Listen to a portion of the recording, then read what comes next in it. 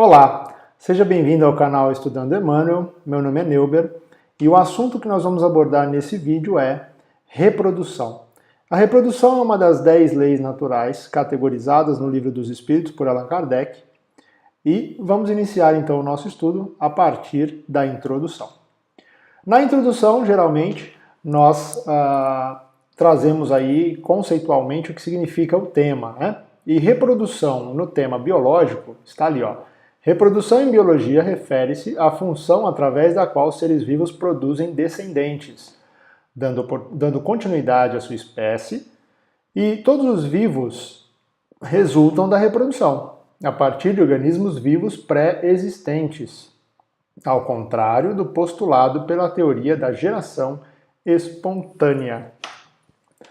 E aí trazemos também um conceito bíblico, onde em Gênesis, capítulo 1, versículo 28, tem-se: Deus os abençoou e lhes disse: sejam férteis e multipliquem-se, encham e subjuguem a terra, dominem sobre os peixes do mar, sobre as aves do céu e sobre todos os animais que se movem pela terra. Bom, gente, a gente tem aí dois conceitos, né? O conceito científico, que de maneira alguma se opõe ao conceito religioso, né? Mas o conceito científico dizendo para nós da lei da reprodução, né? Que é, na verdade, a formação de novos seres vivos com base em seres vivos pré-existentes, né?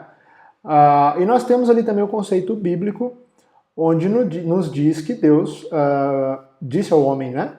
Sejam férteis e multipliquem-se. Ou seja, nós como a espécie escolhida para dominar a Terra, não é? Dominar por conta de nossa inteligência, diz-nos aí do nosso domínio sobre todos os animais, né? E é interessante a gente pensar que não somos nós os únicos detentores da bênção da reprodução, né? Os animais também se reproduzem, até mesmo através do sexo, né? Que é o órgão, o instrumento que nós temos para nos reproduzirmos. Vamos em frente, agora vamos olhar o que está escrito no Livro dos Espíritos. O Livro dos Espíritos, como eu tinha dito na introdução, nos traz a lei de reprodução como uma das leis morais ou naturais no capítulo 4, tá? Então vamos dar uma olhadinha aqui no que ele nos fala no primeiro item, população do globo. Kardec fez a seguinte pergunta, na 686. A reprodução dos seres vivos é uma lei natural? E a espiritualidade respondeu: isso é evidente. Sem a reprodução, o mundo corpóreo pereceria. Aí na pergunta 687, Kardec continua: se a população seguir sempre a progressão constante que vemos, chegará um momento em que ela se tornará excessiva na Terra? E a espiritualidade respondeu: não. Deus a isso provê, mantendo sempre o equilíbrio e nada faz de inútil. O homem que só vê o ângulo do quadro da natureza, um ângulo do quadro da natureza, não lhe pode julgar a harmonia do conjunto. Veja que interessante, né? Então Kardec, com os espíritos, perguntou, né, nos seus trabalhos mediúnicos, perguntou: olha, mas a reprodução é uma lei natural? Faz parte da lei de Deus que nós nos reproduzamos? Acho que é isso. E a espiritualidade falou: sim, claro, porque o mundo corpóreo necessita da reprodução para que nós continuemos povoando, né, a Terra, continuemos nesse ciclo de vida na Terra. E ele nos pergunta: olha, a cada dia que passa existem mais pessoas na Terra, existem mais animais e etc. Isso é um risco? Chegará um momento em que a Terra estará superpopulosa, né? E olha que interessante que a espiritualidade nos traz. Fala: não, Deus provê a isso. Então ele está observando e há equilíbrio sempre, né? Então isso nos remete um pouquinho aos conceitos dos desastres naturais, das desencarnações coletivas, não é? Que muitas vezes, ao nosso entendimento, são catástrofes, mas muitas vezes podem ser instrumentos de Deus para manter o equilíbrio do planeta, não é? Vamos continuar aqui agora no item 2. sucessão e aperfeiçoamento das raças. Na pergunta 688, Kardec pergunta: há nesse momento raças humanas que diminuem evidentemente. Chegará um momento em que terão desaparecido da Terra? A espiritualidade respondeu: isso é verdade, mas é que outras lhe tomaram o lugar, como outras tomarão o vosso um dia. E na pergunta 689, Kardec faz a seguinte questão: os homens de hoje são uma nova criação ou os descendentes aperfeiçoados dos seres primitivos? E a espiritualidade respondeu: são os mesmos espíritos que voltaram para se aperfeiçoarem em novos corpos, mas que ainda estão longe da perfeição. Assim, a raça humana atual, que, por seu crescimento, tende a invadir toda a Terra e substituir as raças que se extinguem, terá também o seu período de decrescimento e extinção. Outras raças mais perfeitas a substituirão, descendendo da raça atual, como os homens civilizados de hoje descendem dos seres brutos e selvagens dos tempos primitivos. O que a gente pode entender aí desse item 2, né? Kardec apresenta que muitas raças estão desaparecendo do planeta e muitas já desapareceram, né? E a espiritualidade nos mostra que isso é natural, né? Que a reprodução ela garante que haja a substituição de raças, a substituição de novos corpos, novas pessoas, etc. E que tudo concorre para a evolução. E isso é interessante, né? Os homens de agora são mais aperfeiçoados do que os homens de antes, tanto em cultura, quanto em inteligência, quanto em moralidade. E isso é muito bacana, né? É a gente entender que a evolução se dá não somente em cada espírito, mas espírito, sociedade, planeta e assim por diante. Tudo concorre para a evolução, para a perfeição, a que um dia nós chegaremos, né? Vamos continuar. Ainda no próximo slide, nós continuamos falando do Livro dos Espíritos, né? Vamos falar agora do item 3, que é obstáculos à reprodução.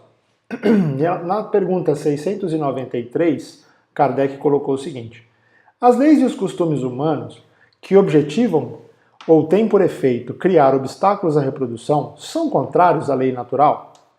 Resposta: tudo que entrava à marcha da natureza é contrário à lei geral. Item 694. Pergunta: que pensar do uso que tem por fim deter a reprodução com vistas à satisfação da sensualidade?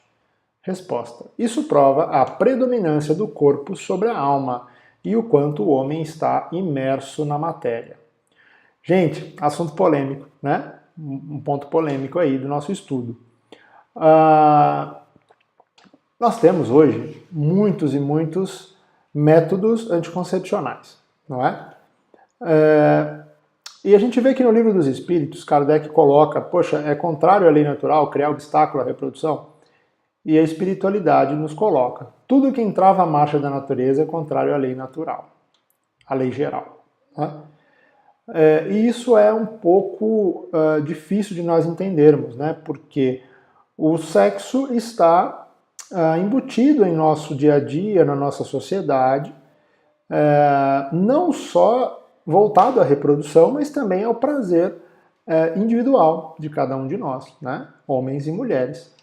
E isso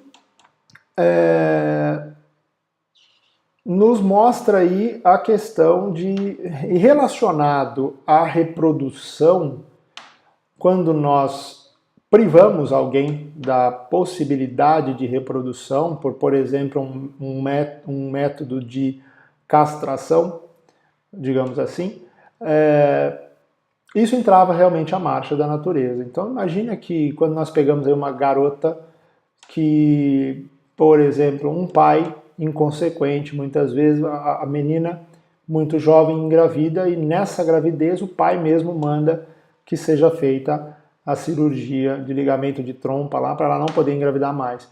Isso é contrário à lei, né, de reprodução, porque isso faz com que ela não possa mais ter a possibilidade de ter filhos, né? Então essa é uma visão que eu acho interessante a gente ter.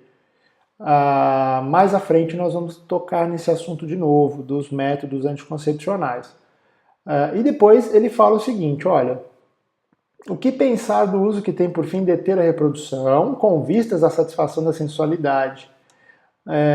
E ele nos coloca aqui, olha, o que a gente tem que pensar sobre aqueles que usam métodos anticoncepcionais simplesmente para satisfação da sensualidade.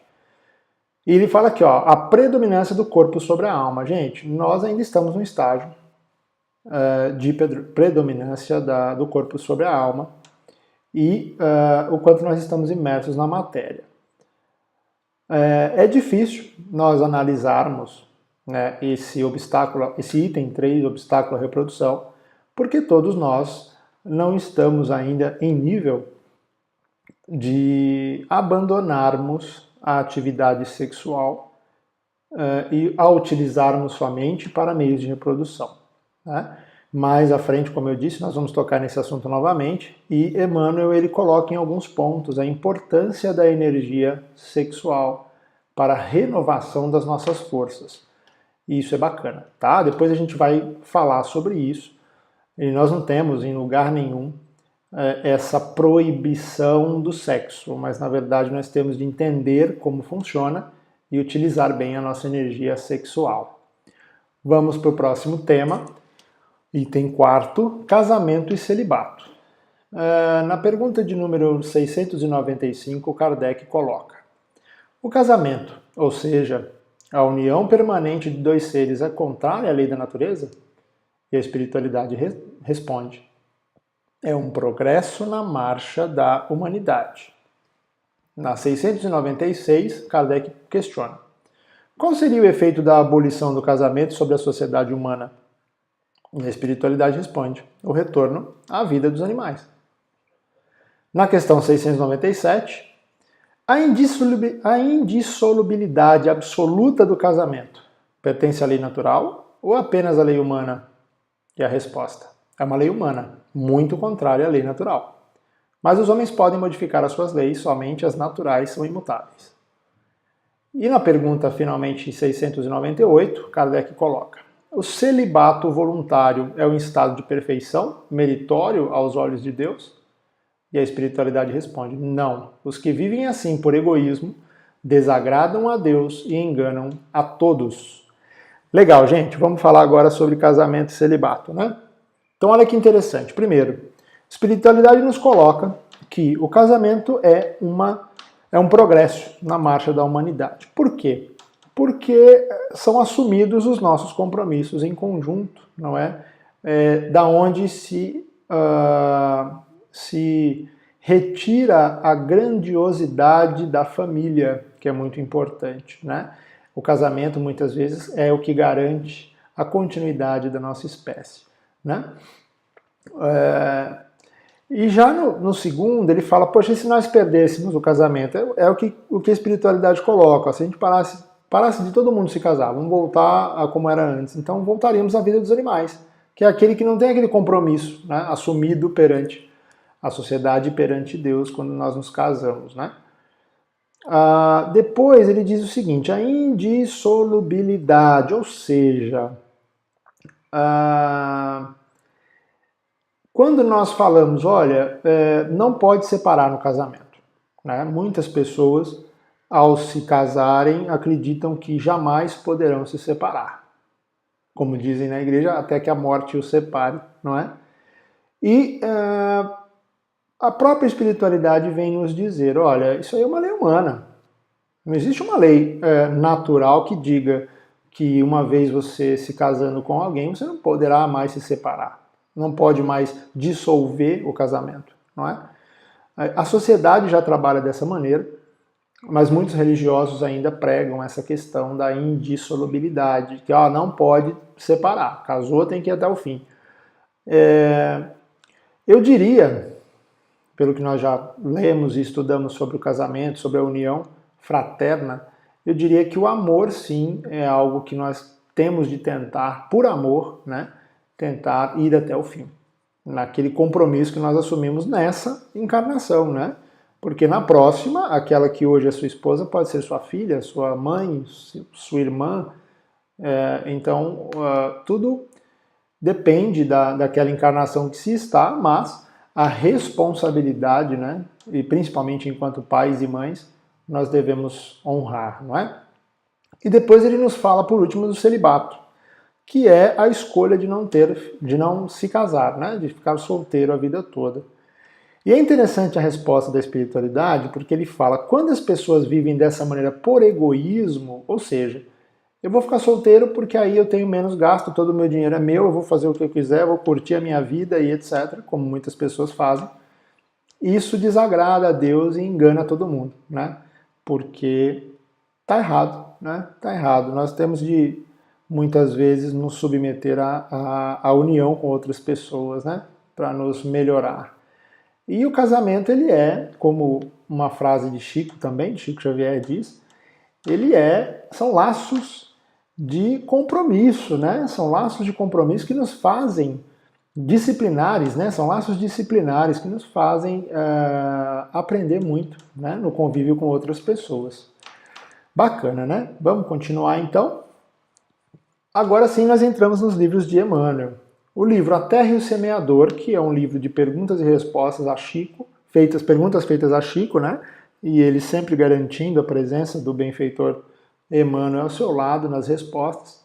Então nós vamos começar a ver aqui, de 1975, né? Vamos começar a ver aqui o item 141, reencarnação e mudança de sexo. Olha que interessante esse assunto. Nós vamos começar a falar agora de alguns assuntos que estão ali à margem da questão reprodutiva, tá? Então, a pergunta que foi feita no item 141 por doutora Taíde Lima Siqueira foi a seguinte: a mudança de sexo e profissão acarreta ao espírito dificuldades ao seu processo de aperfeiçoamento em reencarnações futuras? Olha que pergunta interessante. O que Chico respondeu? Essa modificação, quando súbita, segundo ensinamentos que temos recebido dos amigos espirituais, imprime certas dificuldades ao espírito no seu relacionamento com os outros e na adaptação aos processos de vivência no campo físico, mas não no seu próprio aperfeiçoamento, porque essa mesma alteração e mudança são motivadas para que o espírito, entrando no campo da autocrítica, encontre em si estímulos e razões para se elevar, aperfeiçoar, buscando sublimar as suas próprias qualidades, sentimentos e pensamentos. Olha que interessante essa pergunta e essa resposta de Chico, né? Então, é muito claro nós enxergarmos nessa resposta de Chico o amor ao próximo, não é? O não julgamento, não é? Porque em momento algum nós podemos julgar a condição psicológica, sexual e até mesmo de escolhas dos nossos irmãos e irmãs, não é? Então ele nos mostra, olha, a dificuldade criada é muito mais em relação à nossa sociedade, que ainda é muito intolerante, do que para o próprio desenvolvimento do espírito. Mas a própria intolerância sob a qual esse espírito se encontra quando ele faz uma decisão dessa, de mudança de sexo, por exemplo, é também um instrumento de fazê-lo elevar-se, aperfeiçoar-se, né? Então é interessante isso, porque ele tem que sublimar as próprias qualidades, ou seja, independente da sua condição ou das suas escolhas sexuais, ele tem de sublimar as suas qualidades, encontrar nele as suas próprias qualidades, sentimentos e pensamentos, né? De maneira que ele não sucumba perante toda a intolerância que ele pode vir a ser, da qual ele pode vir a ser vítima, né? Mas eu achei de um amor ao próximo muito grande a resposta do Chico, né? Como sempre o Chico e nosso benfeitor Emmanuel nos colocando aí uma questão para muitos ainda tida como um tabu, né? E eles nos colocando isso como sempre seguindo os preceitos de Jesus, não é? Respeitando o outro e fazendo ao outro aquilo que nós gostaríamos que fizessem por nós. Imagina que nós tivéssemos a decisão de mudar de sexo, por exemplo. né? Como nós gostaríamos de ser recebidos pelos outros, pela sociedade, pela família. Então é muito importante nós sabermos que exige-se muito respeito a essa questão. Não é? Vamos para o próximo item, que é reencarnação, família e sexo. Aqui nós já tiramos o trecho da resposta, né, de um ponto em que Chico Xavier falava sobre essas questões. Então ele fala assim, ó, de modo geral, até que venhamos a conseguir um grau maior de evolução, permanecemos jungidos ao nosso grupo familiar. Quanto à reencarnação, do ponto de vista fixação morfológica, isso pode variar. O sexo pode ser modificado para efeito de provação regenerativa ou para o desempenho de tarefas específicas por parte da criatura que retornou à Terra. Olha que legal. Então, primeiro ponto. Chico nos coloca assim, até que nós tenhamos um nível de evolução mais alto, a gente sempre está amarrado, a gente sempre está junto a um grupo familiar, que não se restringe somente ao grupo familiar de agora, né? Nós temos de entender que nossa família é muito maior, né? De modo geral, nossa família é a humanidade inteira, mas a nossa família, o nosso grupo familiar é muito maior, porque muitos de nossos familiares ainda se encontram no plano espiritual, não é? Muitas vezes lutando aí e nos abençoando e nos acompanhando, preparando-se para vir a nossa família depois, né? Os filhos dos nossos filhos, nossos netos, nossos bisnetos, e assim por diante, renovando, né, a população da nossa família sempre. E ele diz o seguinte, quanto à reencarnação, voltando ainda nesse primeiro ponto, é interessante a gente ver o seguinte, quando se tem um grau maior de evolução, nós já não estamos tão amarrados a essa família, esse grupo familiar. Eu acredito, cá com os meus raciocínios, que isso se dá porque a nossa família se expande ao infinito, não é? Porque se expande a toda a criação de Deus. Porque aí nossa família são todos. Então, quando nós chegamos num nível de aperfeiçoamento muito grande, um nível de evolução muito grande, nós passamos a considerar não só o nosso grupo familiar, mas toda a existência, tudo que existe, tudo que Deus criou, todas as criaturas como nossos irmãos, né? Nossa família. E depois ele fala sobre a reencarnação e a questão do sexo que pode ser modificado. Então, ou seja, para quem tiver interesse em estudar no Livro dos Espíritos, tem uma parte só sobre o sexo dos espíritos, onde nós descobrimos que o espírito não tem sexo masculino ou feminino, né? Na encarnação que é definida essa divisão. Existe sexo, porém não como nós entendemos. Então ainda não temos condição de explicar o que é o sexo do lado de lá, do lado espiritual. Porém, nós sabemos que o espírito ele pode vir ora como homem, ora como mulher. E é interessante que Chico nos coloca aqui, ó, para efeito de provação regenerativa, ou seja, eu fui um homem na minha última encarnação que muito mal fiz às mulheres. E eu posso vir como mulher para ser submetido, talvez, a situações que eu acabei submetendo mulheres na minha última encarnação, né? Então, provação regenerativa.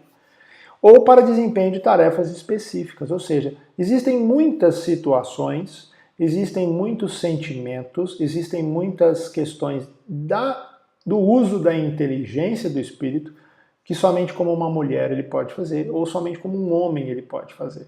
Então as divisões de gênero sexual servem para que nós possamos, de uma maneira geral, aprender sobre a sexualidade e ser submetidos a certas provas como sexo feminino e outras como sexo masculino, né? Então, bem bacana. Vamos ao próximo item. No livro Chico Xavier em Goiânia, também um livro de perguntas e respostas, muito bacana.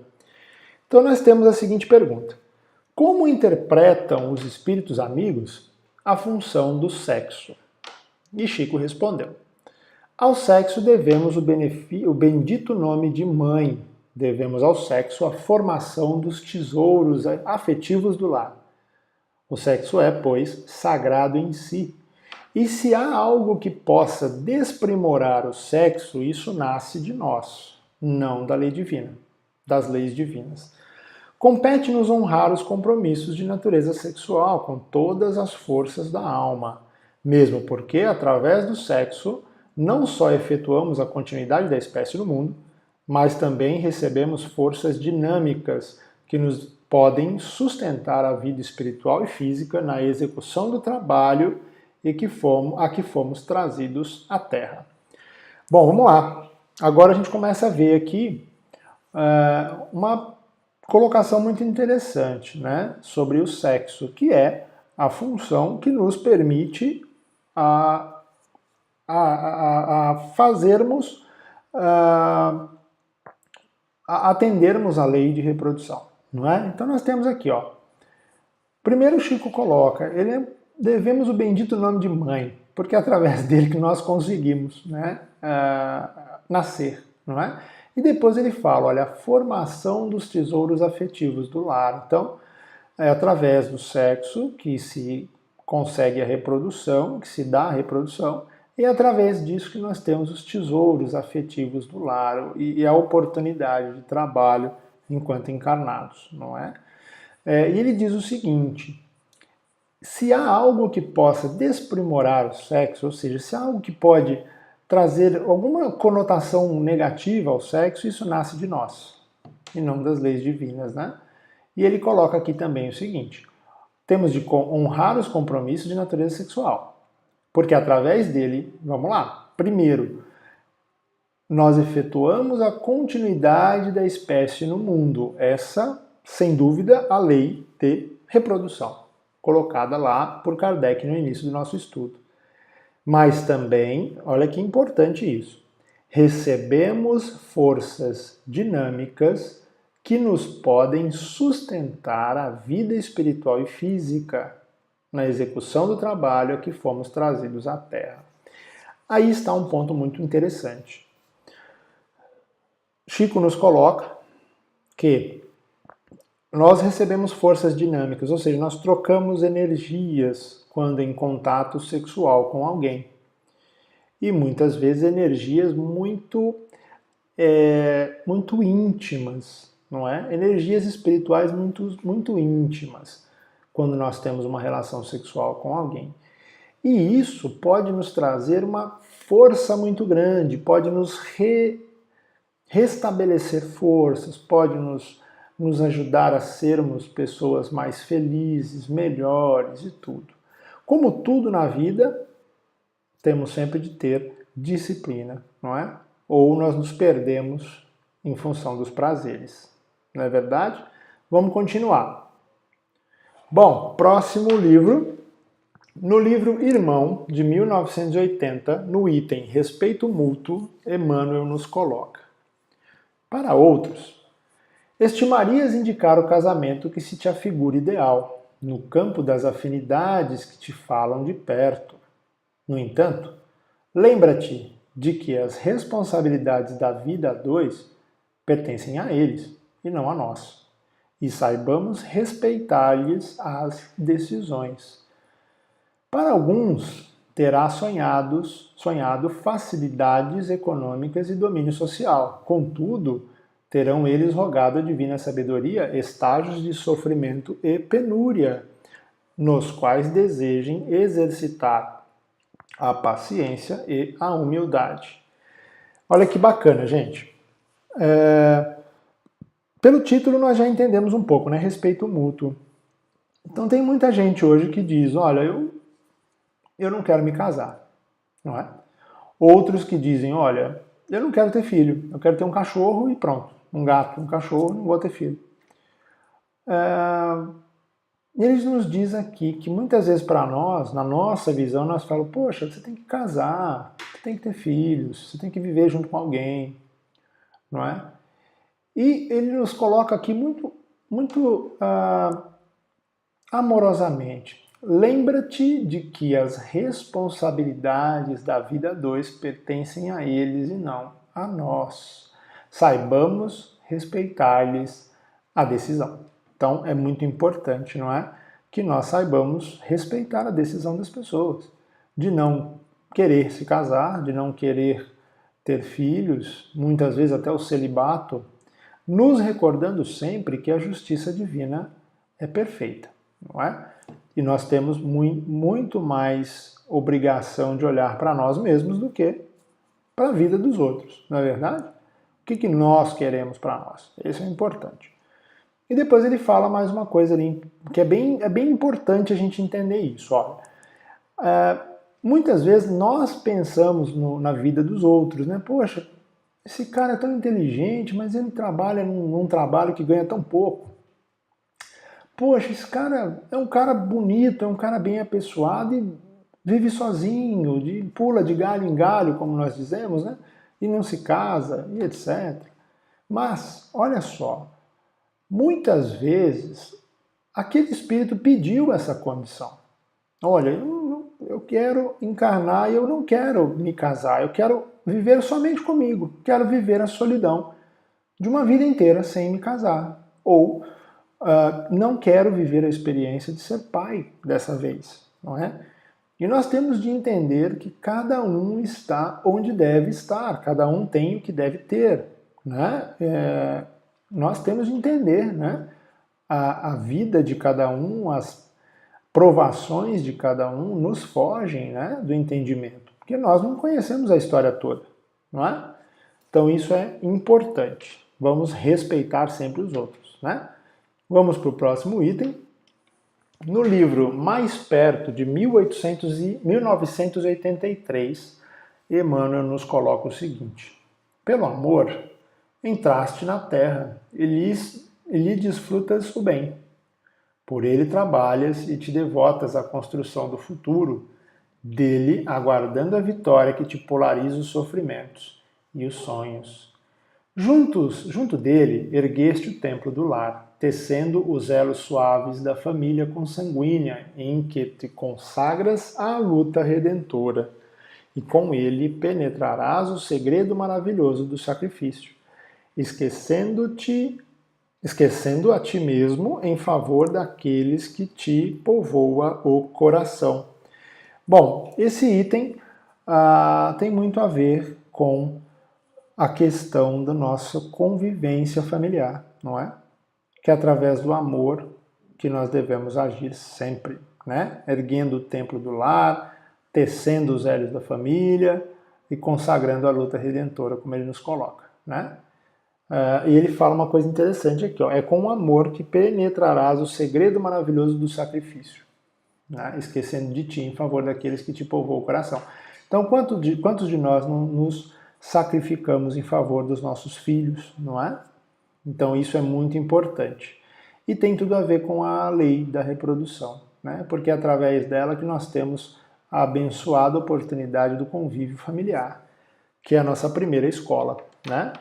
Social, vamos colocar assim. Vamos para o próximo item. No livro Entender Conversando, de 1984, também temos aqui, é um livro de entrevista com o nosso querido Chico, sempre assessorado pelo nosso benfeitor querido Emmanuel. No item 8, aqui nós falamos da legalização do aborto, lá em 1984, né? E a pergunta feita a Chico foi: estuda-se no Brasil uma forma de legalização do aborto. Qual a sua opinião? Olha que interessante, gente. O aborto é sempre lamentável. Porque se já estamos na Terra com elementos anticoncepcionais de aplicação suave, compreensível e humanitário, por que é que havemos de criar a matança de crianças indefesas com absoluta impunidade entre as paredes de nossas casas? Isto é um delito muito grave perante a providência divina, porque a vida não nos pertence, e sim ao poder divino. Se as criaturas têm necessidade do relacionamento sexual para a revitalização de suas próprias forças, o que achamos muito justo, seria melhor se fizessem sem alarde ou sem lesão espiritual ou psicológica para ninguém. Se o anticoncepcional veio favorecer essa movimentação das criaturas, por que vamos legalizar e estimular o aborto? Por outro lado, podemos analisar que se nossas mães tivessem esse propósito de criar uma lei de aborto no século passado, ou no princípio e meados desse século, nós não estaríamos vivos. Gente, nós estamos lá em 1984, tá? quando o Chico respondeu essa pergunta. E nós temos aqui um ponto que liga com o que Emmanuel fala nesses textos anteriores que nós lemos, que é esse aqui, ó. Se as criaturas têm necessidade do relacionamento sexual para revitalização de suas próprias forças, lembra? Nós falamos disso há pouco tempo atrás. Gente, sobre o aborto, né? Você vê que assim, o método anticoncepcional está aí, né? Aplicação suave, compreensível e humanitária. Olha que interessante. Chico colocando sobre isso, né?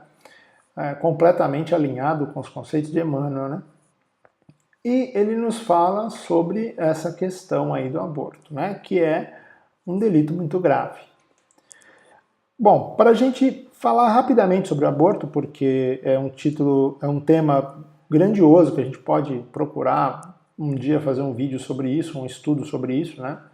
Mas vejam só, nas nossas andanças, nossos estudos, nós entendemos, né, segundo o que a espiritualidade nos conta, que o espírito é ligado à matéria no momento da concepção, ou seja, lá no ato sexual, no momento em que há a concepção, a união do espermatozoide com o óvulo, naquele momento o espírito já está ligado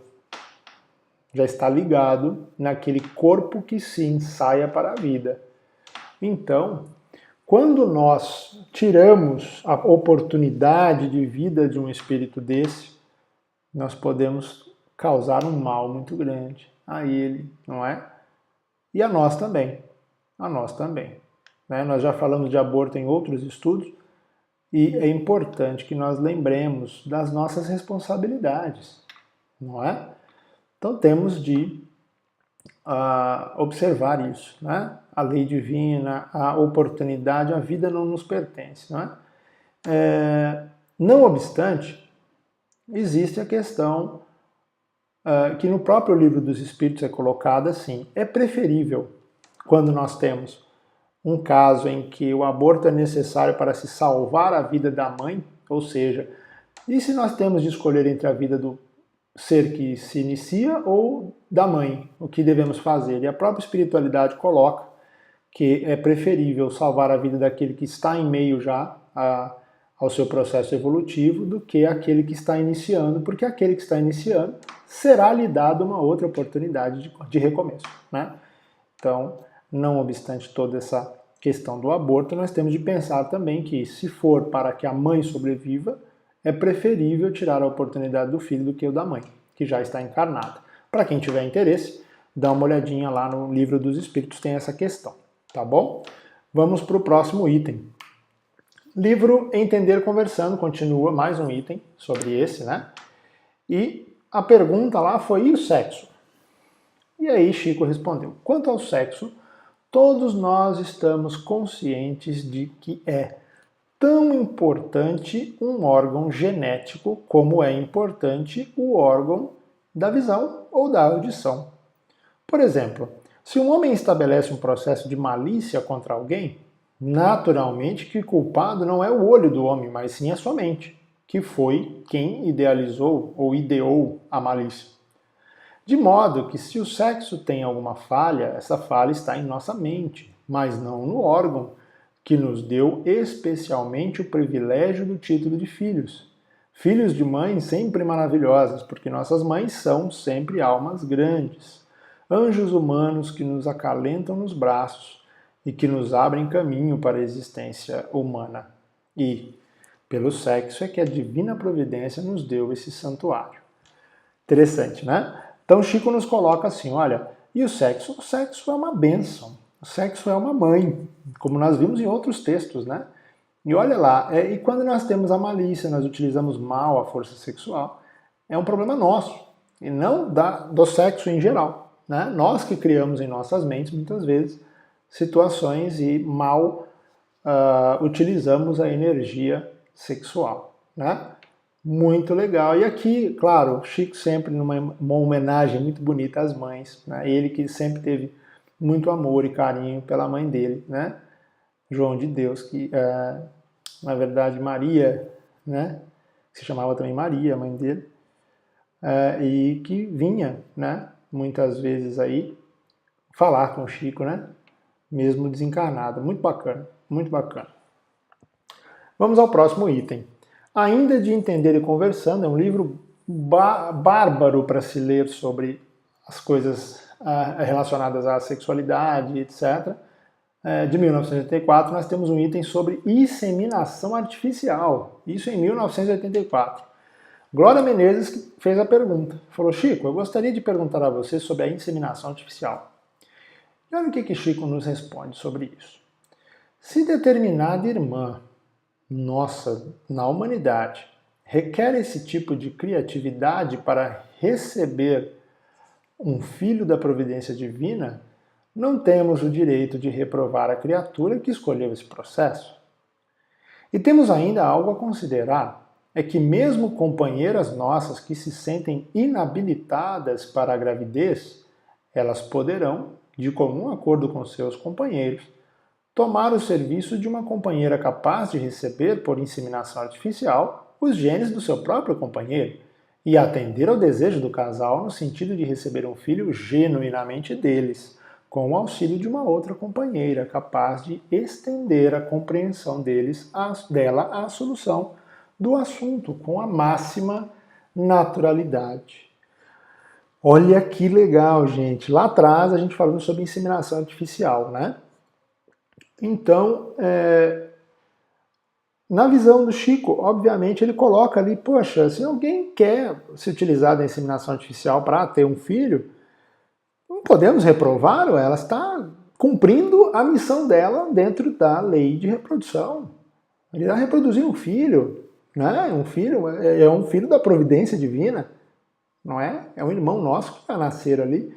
E olha que interessante, Chico vai até outro ponto de dizer sobre a inseminação artificial em terceiros. A barriga de aluguel, nós chamamos assim, né? É uma terceira pessoa poder gerar um filho para você. E o que eu vejo, o que a gente vê claramente nessa história é o amor, né? O amor é o que manda, né? Quantos filhos são filhos de coração e não são filhos da carne, né? E esse é um caso. Nós vamos usar ali o gene do pai para fazer inseminação artificial numa pessoa que não é a mãe biológica, mas esse filho será entregue ao casal que tratará como um filho deles, normalmente. Quantas pessoas se separam e casam com outras e levam juntos filhos e os filhos são absolutamente felizes e muito bem tratados, né? Então, vale nos lembrar que filho existem os biológicos e os de coração, né? E nós conhecemos tantas pessoas aí que adotam crianças e são absolutamente felizes, são pais verdadeiros, né? Bom, vamos ao próximo item. No livro Nós, de 1985, Emmanuel nos coloca: a família consanguínea é lavoura de luz da alma, dentro da qual triunfam somente aqueles que se enriquecem de paciência, renúncia e boa vontade. De quando em quando o amor nos congrega em pleno campo da vida, regenerando-nos a sementeira do destino.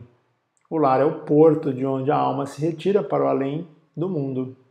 E quem não transporta no coração o lastro da experiência cristã, dificilmente escapará de surpresas inquietantes e dolorosas. Esse item nesse livro, no livro Nós, de 1985, ele é dedicado muito à questão da paciência, à questão da família consanguínea, né? Que é aquela que nós vivemos juntos. E ele fala muito aqui da importância, né? Para que nós triunfemos nessa família da paciência, da renúncia e boa vontade, né? E ele nos diz aqui que é muito importante, ó. Quem não transporta no coração o lastro da experiência cristã, né? Então, quem não procura trazer a experiência cristã para dentro do lar pode dificilmente escapará de surpresas inquietantes e dolorosas, né? Então é muito importante que nós mantenhamos em nosso lar o Evangelho do Cristo, né?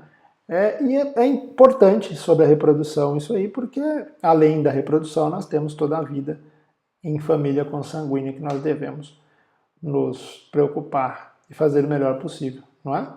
criar até de nossos filhos bons pais, né, e boas mães do futuro. Vamos ao próximo item. No livro Vida e Sexo, de 1970, item 5, energia sexual. Então, a pergunta que foi feita a Emmanuel é a mesma a força que une os elementos da matéria nos corpos orgânicos e nos inorgânicos? E aí, Emmanuel coloca sim. A lei de atração é a mesma para todos. Isso está no item 60 de O Livro dos Espíritos. E ele complementa. A energia sexual, como recurso da lei de atração, na perpetuidade do universo, é inerente à própria vida, gerando cargas magnéticas em todos os seres, à face das potencialidades criativas de que se reveste.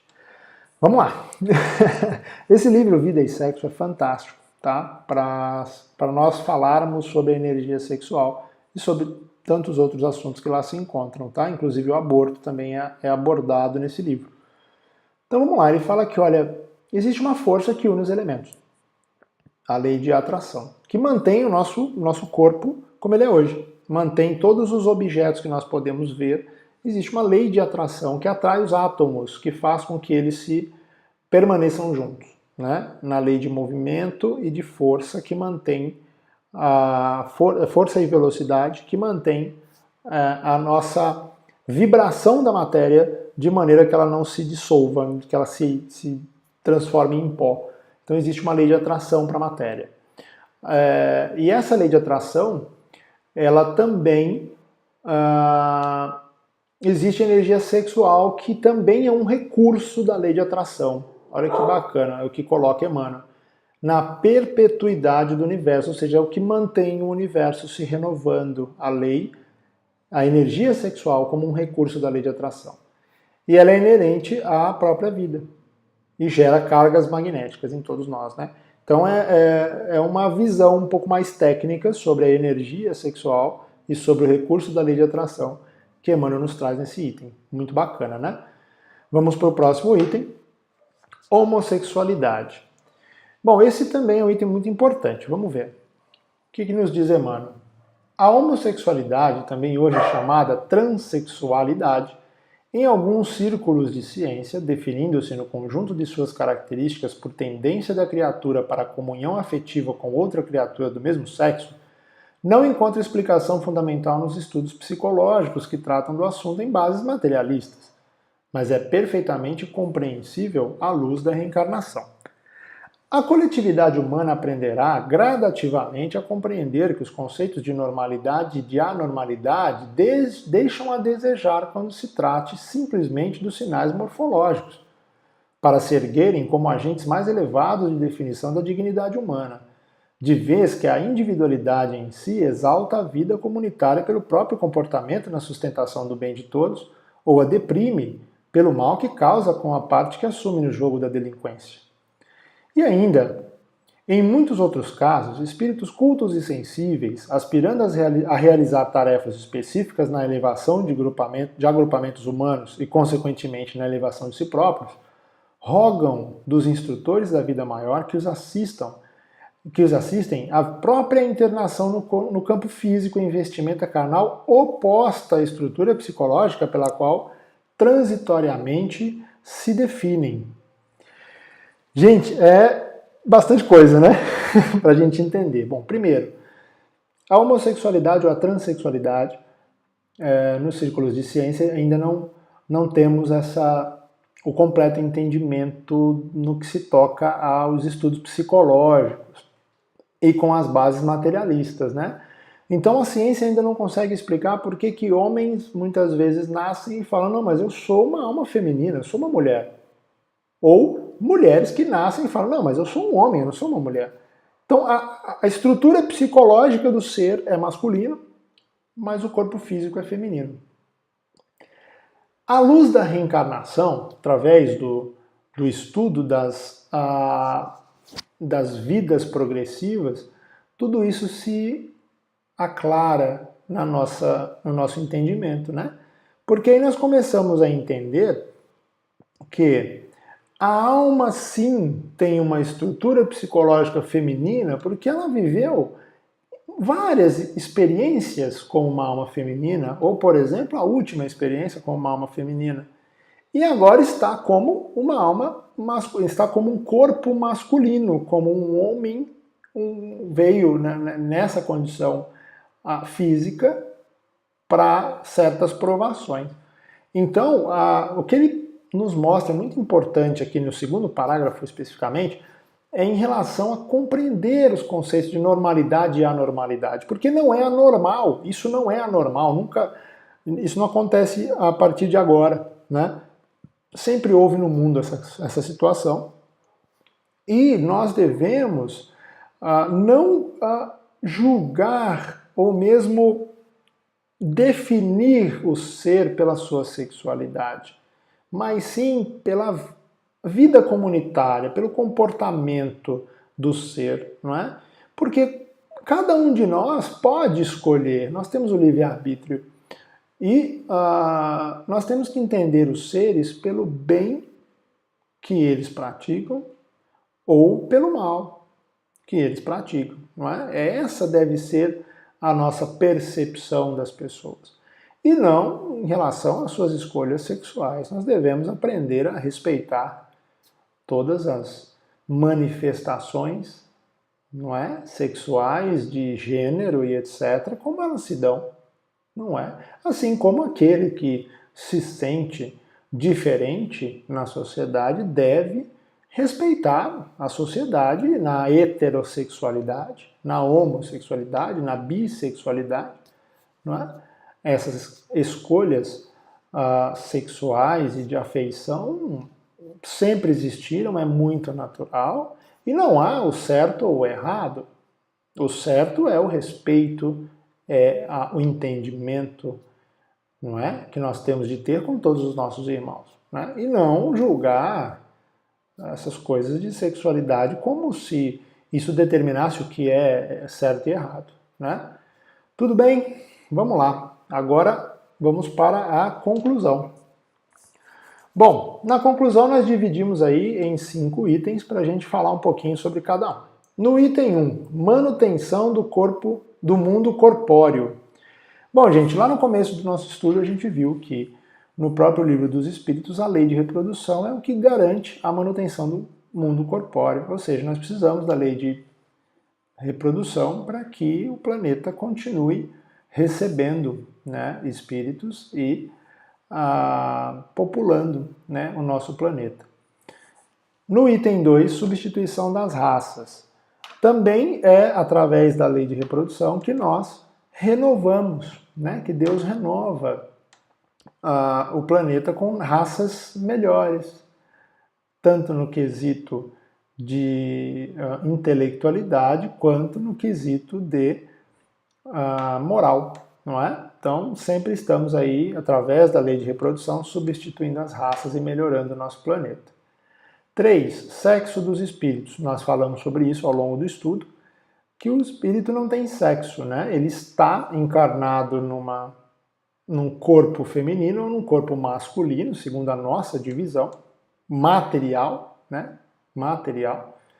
Porém, a alma, ela não tem essa feminino ou masculino, né? Ela tem que passar pelos dois polos para aprender muitas lições dos dois lados. Item 4, anticoncepções. Apesar de, lá no Livro dos Espíritos, no começo do nosso estudo, a gente ter visto que a anticoncepção ela é ainda uma característica de atrasamento, né, de atraso nosso enquanto encarnados, muito mais o nosso apego ao corpo físico, porque nós usamos dos métodos anticoncepcionais em busca do prazer. Nós vimos também, através de Emmanuel e de Chico, uma linha de utilização da energia sexual para renovação nossa, no nosso dia a dia, nos trazendo muitas vezes energias que são necessárias nos nossos dia a dia de provações, né?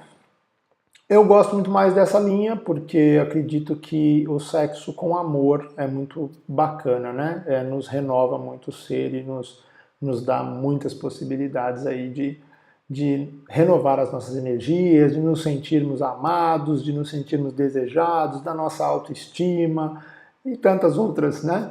Tantas outras questões psicológicas que nos fortalecem muito a questão da energia sexual, tá? Então eu sou bastante propenso a esses conceitos que a gente vê com o Chico e com o Emmanuel, mas entendo, né, eu consigo vislumbrar que em planetas muito mais evoluídos, talvez a energia sexual seja diferente, né? Seja a reprodução seja diferente, a energia sexual seja completamente diferente. Como dizem, existem prazeres que nós nem imaginamos ainda, né? Além do prazer sexual, que é apenas um dentre milhões de prazeres que nós ainda não conhecemos, porque a nossa matéria nos obscurece os sentidos, né? E por último, casamento, divórcio e celibato. Então é bastante reconfortante nós vermos que o casamento é sim uma evolução dentro da vida espiritual, nos trazendo o compromisso e a oportunidade de criar uma família, né? De ter filhos, de nos reproduzirmos e levarmos o amor do nosso coração para o coração de nossos filhos e nossos cônjuges, né? Muito bacana. Não obstante, o divórcio é uma lei, faz parte da lei natural, né? Que os seres se separem. Nós sabemos que momentaneamente, porque um dia todos nós seremos um, né? Todos nós amaremos a todos sem distinção, não é? Então, aquele que muitas vezes coloca, poxa, o divórcio é um pecado, tal, não, nós não consideramos dessa maneira, né? A bibliografia que a gente estuda e mesmo a minha opinião pessoal, não é isso, né? O divórcio é uma dissensão ali num casamento que muitas vezes há violência e pode haver motivo suficiente para que não deu certo, né? Então não é saudável que nós fiquemos em uma relação doentia, por exemplo, quando não nos traz nada de bom, não é? E por último, o celibato. Muitos muitos buscam, né, o celibato como algo que dará a eles uma pureza de alma muito grande, uma pureza de coração e etc. Nós não podemos julgar, porque, claro, cada um tem a sua escolha, porém, nós sabemos aí que se for apenas por egoísmo, não é legal, né? Claro que existem pessoas, nós vemos isso nos próprios grandes médiuns, tanto o Chico quanto o Divaldo, né, que não se casaram, não têm, né, uma relação de casamento, de união com alguma mulher em si, porém que vivem aí uma vida de amor muito grande. É diferente, é um celibato diferente, é uma missão, né? Mesmo Jesus, né, que nós não temos aí nenhuma prova histórica de que teve um relacionamento com alguém, que foi casado e tal, porque se chega num certo nível que isso já não é necessário mais, né? Então, é interessante a gente ver alguns missionários que também não têm, passam pelo celibato, mas é bem diferente de, por exemplo, a gente fazer esse celibato como egoísmo. Falar, não, eu não quero casar com ninguém e tal, né? Bom, gente, era isso que eu tinha para passar para vocês hoje. Agradeço aí a atenção de vocês. Se vocês gostaram, curtam o vídeo no YouTube, compartilhem nas redes sociais e tudo mais. E eu espero vocês no próximo vídeo. Tá joia? Obrigado e até mais.